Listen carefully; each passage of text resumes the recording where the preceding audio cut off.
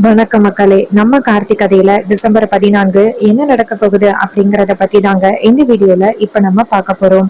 இந்த வீடியோவுக்கு மறக்காம லைக் பண்ணிக்கோங்க. நீங்க லைக் பண்றதுதான் எங்களுக்கு அடுத்த வீடியோ போடுறதுக்கு ரொம்பவே இன்ட்ரெஸ்டிங்கா இருக்கும். சோ மறக்காம லைக் பண்ணிட்டு இந்த வீடியோவை பாருங்க. என்ன நடக்குது அப்படின்னு பாத்துக்கிட்டீங்கன்னா, நம்ம ஹீரோ வந்துட்டு நேரா பாட்டிக்கிட்ட, இங்க பாருங்க பாட்டி, நான் எவ்வளோ அத்தைக்கிட்ட கெஞ்சியும் அத்தை வந்துட்டு சமாதானமா பேசுற மாதிரி எனக்கு தெரியல பாட்டி. சோ இதுக்கப்புறமும் நான் இங்க இருக்கிறது வேஸ்ட். கோவில் கும்பாபிஷேகமும் நடக்குமா அப்படின்னு எனக்கு ரொம்ப சந்தேகம் ஆயிடுச்சு. சோ இதுக்கப்புறமும் இங்க இருந்து என்ன பாட்டி பண்ண போறேன்? இதனால ரேவதியோட வாழ்க்கை தான் ரொம்ப பாதிக்கப்படும். ரேவதியால கண்டிப்பா என்னை மறக்கவே முடியாது. அவ கண்டிப்பா என்னை மறக்கவும் மாட்டா.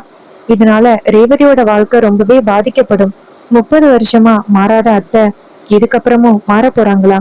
சண்முகம் பேசின ஆடியோ ஆதாரம் கூட கிடைக்குமா அப்படின்னு நான் ரொம்ப ட்ரை பண்ணி பார்த்தேன். ஆனா எதுவுமே கிடைக்கிற மாதிரி தெரியல பாட்டி. இதுக்கு மேல நான் இங்க இருந்தா எந்த ஒரு பிரயோஜனமும் இல்லைன்னு தெரிஞ்சு போச்சு பாட்டி. பாட்டி, நான் நேரா ஊருக்கு கிளம்புறேன். இத கேட்டதும் பாட்டி ரொம்ப அதிர்ச்சியாகி, பேராண்டி, என்னையா சொல்ற? இங்க பாரியா, உன்னாலதான் இந்த கும்பாபிஷேகம் நடக்கும் அப்படின்னு நான் ரொம்பவே எதிர்பார்த்து காத்துக்கிட்டு இருக்கேன். இப்ப திடீர்னு நீ இப்படி சொன்னீன்னா என்னால கொஞ்சம் கூட தாங்கிக்க முடியாதுயா. ஊர் மக்கள் எல்லாருமே நீ கும்பாபிஷேகத்தை நடத்துவ அப்படின்னு எதிர்பார்த்து காத்துக்கிட்டு இருக்காங்கய்யா. இந்த நேரத்துல என்னையா இப்படி பேசுற? அப்ப ஹீரோ சொல்றாரு, இங்க பாருங்க பாட்டி, என்னால கண்டிப்பா வந்துட்டு கும்பாபிஷேகத்தை நடத்த முடியாது அப்படின்னு தெரிஞ்சிருச்சு பாட்டி. ஏன்னா அத்தை அந்த அளவுக்கு கோவத்தோட ரேவதிய கூட்டிட்டு போனாங்க. நான் கூட வீட்டுல போய் கேட்டு பார்த்தேன். ஆனா கொஞ்சம் கூட அத்தை மாறுறது மாதிரியே தெரியல. இதுல இருந்து என்ன புரியுது? அத்தை கண்டிப்பா மாற மாட்டாங்கன்னு தெரியுது பாட்டி. அதனால பாட்டி, இதனால ரேவதி தான் பாட்டி பாதிக்கப்படுவா.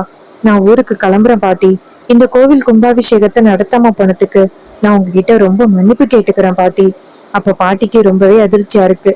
நம்ம ஹீரோ வந்துட்டு ரொம்ப சோகத்தோட பேசுறத பார்த்து நம்ம பாட்டி முடிவு பண்ணிட்டாங்க. சோ இதுக்கப்புறமும் நம்ம பேராண்டிய ரொம்ப கஷ்டப்படுத்த கூடாது.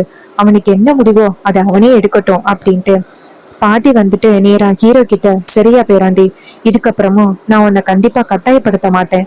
உனக்கு என்ன தோணுதோ அதையே பண்ணு. இதை கேட்டுட்டு ஹீரோவும் சரிங்க பாட்டி அப்படின்னு சொல்லிட்டு ஹீரோ நேரா அவரோட திங்ஸ் எல்லாத்தையுமே பேக் பண்றாரு. சோ இத பார்த்துட்டு பாட்டிக்கு ரொம்பவே கவலையா இருக்கு. அப்ப ஹீரோ நேரா அருணுக்கு போன் பண்றாங்க. அருண் போன் அட்டன் பண்ணி, சொல்லு கார்த்தி. அப்ப ஹீரோ சொல்றாரு, அண்ணன், நான் சென்னைக்கு வரதுக்கு எமர்ஜென்சியா எனக்கு ஒரு டிக்கெட்டை புக் பண்ணனா. இதை கேட்டதும் அருண் சொல்றாரு, என்னடா சொல்ற? கோவில் கும்பாபிஷேகம் முடிஞ்சிருச்சா? ரேவதிக்கும் சேர்த்து தானே டிக்கெட் போடணும்? அப்ப ஹீரோ சொல்றாரு, இல்லன்னு, எனக்கு மட்டும் டிக்கெட் போடு. இதை கேட்டதும் அவர் ஷாக் ஆகி, டேய், என்னடா சொல்ற? உனக்கு மட்டும் டிக்கெட் போடணுமா? என்னடா ஆச்சு? அதுக்கு ஹீரோ சொல்றாரு, அண்ணன், நான் அதை வந்து சொல்றேன். அதுக்கு அருண் சொல்றாரு, டேய் சொல்லுடா, சொல்லலைன்னா எனக்கு ரொம்ப கஷ்டமாயிரும்டா. கோவில் கும்பாபிஷேகம் நல்லபடியா முடிஞ்சிருச்சுல்ல, எந்த பிரச்சனையும் இல்ல இல்ல. அப்ப ஹீரோ சொல்றாரு, இல்லன்னு, கோவில் கும்பாபிஷேகம் நல்லபடியா நடக்கல. நான் யாரு அப்படிங்கிற விஷயம் அத்தைக்கு தெரிஞ்சு போச்சு. இதனால அத்தை கோவில் கும்பாபிஷேகத்தையே நிப்பாட்டிட்டாங்க. இதை கேட்டதும் அவரு ரொம்பவே ஷாக் ஆகுறாரு. என்னடா இப்படி சொல்ற? அத்தை கோவில் கும்பாபிஷேகத்தை நிப்பாட்டிட்டாங்களா? ஹீரோ சொல்றாரு, ஆமாண்ண. அதோட அத்தை வந்துட்டு ரேவதிய கூட்டிட்டு போயிட்டாங்க. ரேவதிய என் கூட அனுப்ப மாட்டேன் அப்படின்னு சொல்லிட்டாங்க. சோ இதுக்கு மேலே இந்த இடத்துல இருந்தா அது ரேவதிய ரொம்ப பாதிக்கும் அப்படின்னு நினைச்சுக்கிட்டு நான் கிளம்பிட்டேன்னு. இதை கேட்டதும் அவரு ரொம்பவே ஷாக் ஆகுறாரு. என்னடா இப்படி சொல்ற? நீ சந்தோஷமா இருக்க போற அப்படின்னு நான் நினைச்சுக்கிட்டு இருந்தேன். அம்மா உனக்காக தானடா அவ்வளவு பெரிய தியாகத்தை பண்ணாங்க, உன் வாழ்க்கை நல்லா இருக்கணும் அப்படிங்கறதுக்காக. ஆனா கடைசியில இப்படி ஆகிருச்சு. அப்ப ஹீரோ சொல்றாரு, என்னென்ன பண்றது, எல்லாமே விதிப்படி தானே நடக்கும். இங்க பாருங்க, நீ வந்துட்டு டிக்கெட் புக் பண்ணுன. இதை கேட்டதும் அவரை சொல்றாரு, சரிடா, நான் டிக்கெட் புக் பண்றேன், நீ கவலைப்படாம ஊருக்கு வாடா. ஹீரோவும் சரின்னு அப்படின்னு சொல்லிட்டு போனை கட் பண்ணிட்டு நேரா பாட்டி கிட்ட, பாட்டி, நான் சென்னைக்கு டிக்கெட் புக் பண்ணிட்டேன் பாட்டி. பாட்டி சொல்றாங்க, சரியா, பத்திரமா போயிட்டு வா அப்படின்னு சொல்ல ஹீரோவும் சரிங்க பாட்டி அப்படின்னு சொல்றாங்க. அப்ப பாட்டி நினைக்கிறாங்க, சென்னையில அவனுக்கு நிம்மதி இல்ல அப்படின்னு நினைச்சுக்கிட்டு ஊருக்கு வந்தான். ஆனா ஊர்லயும் என் புள்ள நிம்மதி இல்லாம போறானே அப்படின்னு நம்ம பாட்டிக்கு ரொம்பவே கவலையா இருக்கு. இன்னொரு பக்கம் நம்ம பாட்டி நினைக்கிறாங்க, என் பேரனை எப்படியாவது போக விடாம தடுக்கணுமே, இப்ப என்ன பண்றது அப்படின்னு பாட்டி யோசிச்சுக்கிட்டு, சரி, இந்த விஷயத்த நம்ம ரேவதி கிட்ட சொல்றது நல்லது அப்படின்னு நேரா ரேவதியோட நம்பருக்கு ஃபோன் பண்றாங்க. பார்த்தா நம்ம ரேவதி போனை எடுத்துட்டு பேசுறாங்க, ஹலோ பாட்டி அப்படின்னு. அப்ப பக்கத்துல வில்லிக்கு காதல் விழுகிறது. என்னது, இவ அந்த பரமேஸ்வரி கூட பேசுறாளா, விடக்கூடாது அப்படின்ட்டு அந்த வில்லி அங்கிருந்து பக்கத்துல வந்துட்டு டக்குன்னு போனை பிடுங்கி பரமேஸ்வரி கிட்ட, ஏய் உனக்கு கொஞ்சம் கூட அறிவே இல்லையா, என் வீட்டுல உள்ளவங்க தான் யாருமே உன் கூட பேசக்கூடாது அப்படின்னு சொல்லியிருக்காங்கல்ல, என்ன தைரியத்துல நீ இங்க போன் பண்ற அப்படின்னு திட்டிக்கிட்டு, இனிமே இங்க போன் பண்ணாத, உனக்கும் இந்த குடும்பத்துக்கும் எந்த வகையிலயும் சம்பந்தம் கிடையாது, இதுக்கப்புறம் போன் பண்ணன்னு வச்சுக்கேன், நான் அக்கா காரி கிட்ட உன்னை பத்தி சொல்லிடுவேன், அப்புறம் அக்கா காரி என்ன பண்ணுவா அப்படின்னு உனக்கு தெரியும்ல, இதுக்கப்புறம் போன் பண்ண அவ்வளவுதான் அப்படின்னு சொல்லிட்டு போனை கட் பண்ணிட்டு, ஏ ரேவதி உனக்கு இனிமே போன் கிடையாது, போன் வச்சிருந்தா நீ கண்டவங்களுக்கு போன் பண்ணி பேசுற அப்படின்ட்டு போனை வாங்கிக்க. ரேவதி கேக்குறாங்க, இங்க பாருங்க சித்தி, நீங்க தேவையில்லாம பண்றீங்க, நான் யாருக்கிட்ட பேசுனா உங்களுக்கு என்ன. அதுக்கு வில்லி சொல்றாங்க, இங்க பாரு, நீ யாருக்கிட்டையும் பேசக்கூடாது, முக்கியமா நீ அம்மா இறந்ததுக்கு காரணமான அந்த குடும்பத்தோட நீ பேசக்கூடாது. ரேவதி சொல்றாங்க, இங்க பாருங்க சித்தி, நீங்க அம்மா கிட்ட வேணும்னா எவ்வளவு வேணாலும் பேசிக்கலாம், ஆனா என்கிட்ட வந்து இந்த மாதிரி பேசுற வேலை வச்சுக்காதீங்க. இதை கேட்டதும் ரேவதிக்கு வில்லிக்கு ரொம்பவே ஷாக் ஆகுது. என்னடி என்கிட்டயே வந்து குரல் உயர்த்தி பேசுறியா. அதுக்கு ஹீரோயின் சொல்றாங்க, இங்க பாருங்க சித்தி, நீங்க பேசுறத வச்சுதான் நான் பேசுறேன், நீங்க தேவையில்லாம வந்து என்கிட்ட பேசுறீங்க, அதனாலதான் நான் பேசினேன். அதுக்கு ஈஸ்வரி சொல்றாங்க, இங்க பாரு என்ன நடக்குது இங்க. அப்போ நம்ம வில்லி சொல்றாங்க, பாத்தியாக்கா, என்னையவே உன் பொண்ணு இப்ப எதிர்த்து பேச ஆரம்பிச்சுட்டா அப்படின்னு. அப்போ ஈஸ்வரி கேக்குறாங்க, ஏய் என்ன நடக்குது இங்க. அதுக்கு வில்லி ஹீரோயின் சொல்றாங்க, இங்க பாருமா, நான் போன் கூட யூஸ் பண்ண கூடாதாம் சித்தி சொல்றாங்க அப்படின்னு. என் கையில உள்ள போனை டக்குன்னு வாங்கிட்டாங்க, நான் போன் கூட யூஸ் பண்ண கூடாதா அப்படின்னு நம்ம ரேவதி கேக்குறாங்க. அப்பதான் வில்லி சொல்றாங்க, அக்கா இவ பண்ணது ஃபர்ஸ்ட் உனக்கு தெரியுமா, இவ அந்த பரமேஸ்வரி கூட போன் பண்ணி பேசுறா, அவ அப்படி பேசினதுனாலதான் அவகிட்ட இருந்து போன் வாங்கினேன், மத்தபடி வேற எதுக்காவது அவகிட்ட இருந்து போன் வாங்கியிருந்தா நீ என்ன கண்டிப்பா பேசுக்கா. இதை கேட்டதும் ஈஸ்வரி கேக்குறாங்க, ஏய் நீ அந்த பரமேஸ்வரி கூட போன் பேசுனியா. அப்ப ஹீரோயின் சொல்றாங்க, இங்க பாருமா, போன் பேசுறதுனால என்னமா இருக்கு, நேரில் தான் போய் பார்க்க கூடாது அப்படின்னு சொன்னீங்க, போன் பேசுறதுல என்னமா இருக்கு. இதை கேட்டதும் ஈஸ்வரி சொல்றாங்க, இங்க பாரு, அந்த பொம்பளை கிட்ட நேர்ல பேசினா என்ன போன்ல பேசினான்னு எதுலயுமே அவளை பேசக்கூடாது பார்க்க கூடாது அப்படின்னு சொல்லியிருக்கேன், நீ எவ்வளவு தைரியம் இருந்தா இப்படி ஒரு வேலையை பண்ணுவ. இங்க பாரு, உனக்கு போன் கிடையாது, சந்திரா செஞ்சது சரிதான் அப்படின்ட்டு போனை வாங்க. இதை பார்த்ததும் நம்ம ஹீரோயினுக்கு ரொம்பவே ஷாக்கிங்கா இருக்கு. போனை வாங்கிட்டு போயிடுறாங்க. இதை பார்த்துட்டு நம்ம ஹீரோயின் ரொம்ப கவலையோட நிக்கிறாங்க. அப்போ அந்த இடத்துக்கு நம்ம மயில் வராரு, என்னாச்சுமா. அப்ப ஹீரோயின் சொல்றாங்க, இது மாதிரி பாட்டி போன் பண்ணாங்க, ஏதாவது முக்கியமான விஷயம்னா தான் போன் பண்ணுவாங்க, அவங்க போன் பண்ணாங்க, அந்த நேரத்துல சித்தி வந்து என் கையில இருந்து போனை வாங்கிட்டு போயிட்டாங்க, பாட்டி ஏதோ எமர்ஜென்சிக்காக தான் போன் பண்ணிருக்காங்க, என்னாச்சுன்னு தெரியல, எனக்கு பயமா இருக்கு.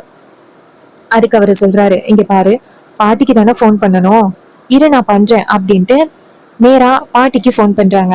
நம்ம பாட்டி போன் அட்டன் பண்ணி, ஐயா நான் தான்யா பாட்டி பேசுறேன்.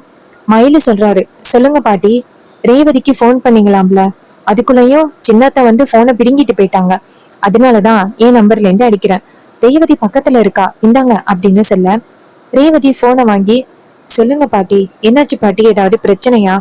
பாட்டி சொல்றாங்க, அம்மாடி எப்படிமா இருக்க, அன்னைக்கு ஒண்ணு ஈஸ்வரி கூட்டிட்டு போகும் பொழுது என்னால எதுவுமே சொல்ல முடியலமா, என்ன மன்னிச்சிருமா. ரேவதி சொல்றாங்க, பாட்டி என்ன பாட்டி பண்றது, அம்மாவோட கோவம் அப்படி, அம்மா என்னைக்குமே அவங்களோட கோவத்துல குறையவே மாட்டாங்க, எல்லாம் விதி பாட்டி. அப்ப பாட்டி சொல்றாங்க, இங்க பாருமா, ரொம்ப முக்கியமான ஒரு விஷயத்த சொல்லணும், பேரன் இருக்கான்னு, அவன் சென்னைக்கு போக போறான்.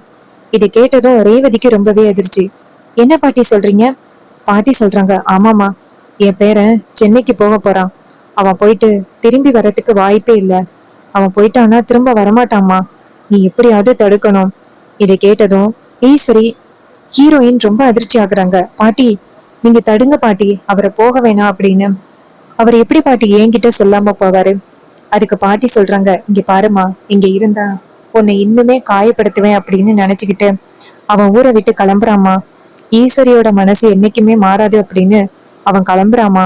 இது கேட்டதும் நம்ம ரேவதிக்கு ரொம்பவே அதிர்ச்சி, பாட்டி அவரை விடாதீங்க பாட்டி. அதுக்கு பாட்டி சொல்றாங்க, அம்மாடி அவன் கிளம்பிட்டாமா, அவனை நிப்பாட்டுறதுக்கு வாய்ப்பே இல்ல, நீதாம்மா எப்படியாவது அவனை நிறுத்தணும். இதை கேட்டதும் ரேவதி சொல்றாங்க, பாட்டி நான் எப்படியாவது அவரை தடுக்கிறேன் அப்படின்னு போனை கட் பண்ணிட்டு நேரா மயில பார்த்து, இங்க பாருங்க, என்னை ஏர்போர்ட் வரைக்கும் கூட்டிட்டு போக முடியுமா? மயில சொல்றாரு, இங்க பாருமா, இங்க வந்துட்டு உங்க அம்மாவும் சித்தியும் இருக்காங்க, அவங்கள மீறி உன்னை எப்படி வெளியில கூட்டிட்டு போறது? அதுக்கு ஹீரோயின் சொல்றாங்க, இங்க பாருங்க, எப்படியாவது கூட்டிட்டு போங்க. அப்ப மயில சொல்றாரு, சரி நான் சின்னத்தையும் பெரியத்தையும் எப்படியாவது டைவர்ட் பண்றேன், நீ ஏர்போர்ட் போயிரு. இது கேட்டதும் ரேவதியும் சரி அப்படின்னு சொல்ல, நம்ம மயில என்ன பண்றாருன்னா கரெக்டா சின்னத்தையோட ரூம் வாசலுக்கு வெளியில எண்ணெயை ஊத்தி விட்டாராங்க. ஊத்தி விட்டதோட மயில அந்த இடத்துல வந்து நின்னுகிட்டு போன் பேசுற மாதிரி ஆக்ஷன் கொடுக்கறாரு.